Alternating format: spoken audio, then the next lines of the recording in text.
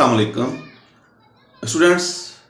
उर्दू इमला, तलफ़्फ़ुज़ और मानी के हवाले से आपके लिए आज मैं बहुत ही ख़ास अल्फाज लेकर आया हूँ जिनका तलफ़्फ़ुज़ और इमला ना सिर्फ आम लोग बल्कि बहुत से पढ़े लिखे लोग भी इन अल्फाज का तलफ़्फ़ुज़ गलत करते हैं, गलत लिखते हैं, गलत पढ़ते हैं और इनके मानी का भी उनको पता नहीं होता।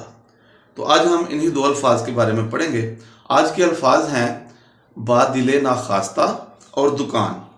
लेकिन शुरू करने से पहले आपसे गुजारिश है कि अगर आप चैनल पर नए हैं और आपने चैनल को सब्सक्राइब नहीं किया तो चैनल को अभी सब्सक्राइब करें, साथ में बेल आइकन को प्रेस कर दें ताकि आने वाली हर नई वीडियो का नोटिफिकेशन आपको मिलता रहे। इसके साथ साथ वीडियो को शुरू से आखिर तक देखें क्योंकि मालूमात को एक ख़ास तरतीब के साथ सियाक़-व-सबाक़ के साथ पेश किया जाता है। अगर आप वीडियो को शुरू से आखिर तक पूरा नहीं देखेंगे तो आपको पूरी बात की समझ नहीं आएगी, इसलिए वीडियो को शुरू से आखिर तक देखें और साथ में वीडियो को लाइक करें, शेयर करें और अगर आपने सब्सक्राइब नहीं किया तो चैनल को लाजमी सब्सक्राइब करें। तो आइए आज का लेक्चर शुरू करते हैं और जानते हैं कि ये अल्फाज कौन से हैं और इनका तलफ़्फ़ुज़ क्या है, इमला क्या है और इनके मानी क्या हैं। तो पहला आज का हमारा लफ्ज़ है बादिले नाखास्ता। इसको बहुत सारे लोग जो हैं वो बादले नाखास्ता पढ़ते हैं, यानी इससे मुराद वो बादल लेते हैं जो कि आसमान पर होता है, जो मींह बरसाता है, जो बारिश बरसाता है। और इसका मतलब बहुत सारे लोग वो लेते हैं जो कि असल नहीं होता और इससे मुराद ये लेते हैं कि वो ऐसी बारिश, ऐसा बादल जो बरसता है जिसकी तमन्ना नहीं होती, यानी ऐसी बारिश या ऐसा बादल जिसकी अभी तमन्ना नहीं होती, जिसकी ख्वाहिश लोग नहीं कर रहे होते, जब वो बादल बरसता है तो इससे मुराद ये होता है। और ये गलत है, इससे मुराद वो वाला बादल नहीं है, ये है बादिले नाखास्ता। आइए इसको अलग अलग करके हम देखते हैं।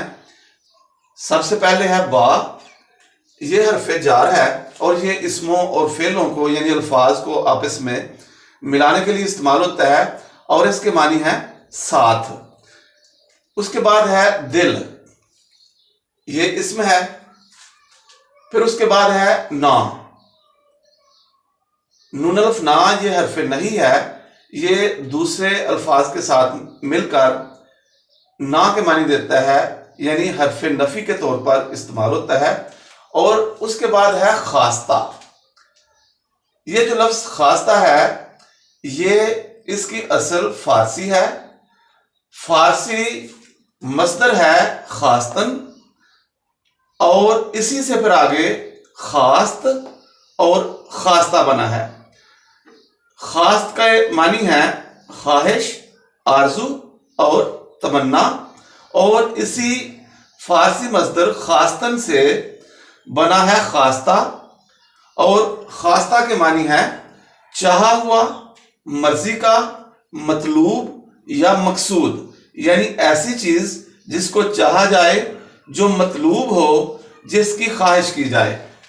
तो इस तरह ये बन गया बादिले नाखास्ता, यानी ऐसे दिल के साथ जो किसी चीज को ना चाहता हो।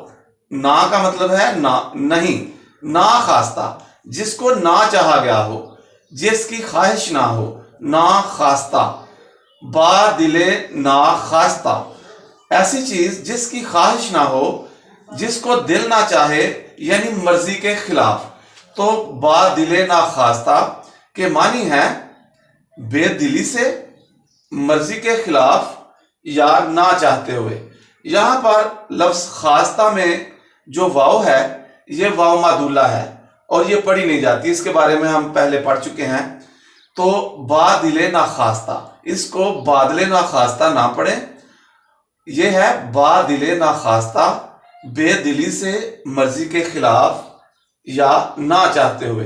इंग्लिश में इसको कहते हैं रिलक्टेंटली, यानी मजबूरन, या फिर अनविलिंगली, ना चाहते हुए, जिसको दिल ना चाहता हो, मजबूरन। इस हवाले से एहसान दानिश का एक शेर है और ये बहुत खूब शेर है। कहते हैं बादिले ना खास्ता हंसते हैं दुनिया के लिए, ورنہ سچ یہ ہے پشیمان تمنا ہم بھی ہیں۔ تو امید ہے آپ کو بادل ناخواستہ کی سمجھ آ گئی ہوگی، اس کا درست تلفظ، درست املا اور درست معنی کے بارے میں آپ کو پتہ چل گیا ہوگا۔ تو ہم نے سیکھا کہ یہ جو لفظ ہے یہ ہے بادل ناخواستہ، جو مرضی کے خلاف ہو اور جس کو دل نہ چاہتا ہو۔ دوسرا لفظ ہے دکان۔ اس کو بھی بہت سارے لوگ جو ہیں وہ اس طرح سے واو کے ساتھ لکھتے ہیں اور پڑھتے ہیں، جبکہ واو کے ساتھ اس کو لکھنا غلط ہے۔ لفظ دکان کو واو کے ساتھ لکھنا غلط ہے، اس میں واو نہیں آئے گا، اور لفظ دکان جو ہے وہ درست یہ ہے، اس کو واو کے بغیر لکھا جاتا ہے۔ اگر ہم اس کے ہجے کریں، اس کو الگ الگ کر کے پڑھیں تو وہ اس طرح سے ہے: دال، دال کے اوپر پیش، پھر ہے کاف، کاف کے اوپر زبر، پھر الف اور پھر نون ساکن۔ دکان، اس میں واو نہیں آئے گا۔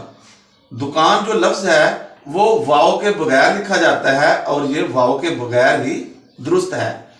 لفظ دکان کے معنی ہیں کاروباری مرکز، کام کی جگہ، یا جس کو ہم ہٹی بھی کہتے ہیں، یعنی کوئی بھی ایسی جگہ جہاں پر کاروبار کیا جاتا ہے، یا کسی بھی کام کی جگہ کو دکان کہا جاتا ہے۔ دکان کی، لفظ دکان کی وضاحت کے لیے یہاں پر دو شعر ہیں جن میں لفظ دکان کا استعمال ہوا ہے، تو آئیے ان کو پڑھتے ہیں۔ جب سے قاتل نے کمر باندھی ہے سفاکی پر، خوب شمشیر فروشوں کی دکان چلتی ہے۔ اس حوالے سے ایک اور شعر ہے جس میں لفظ دکان کا استعمال ہوا ہے، اور وہ بہت ہی خوب شعر ہے، اور وہ شعر اس طرح ہے: اگر آسماں کی نمائشوں میں مجھے بھی اذن قیام ہو، تو میں موتیوں کی دکان سے تیری بالیاں تیرے ہار لوں۔ اپنی دعاؤں میں یاد رکھیے گا۔ ملتے ہیں اگلی ویڈیو میں، تب تک کے لیے اجازت دیجیے۔ السلام علیکم۔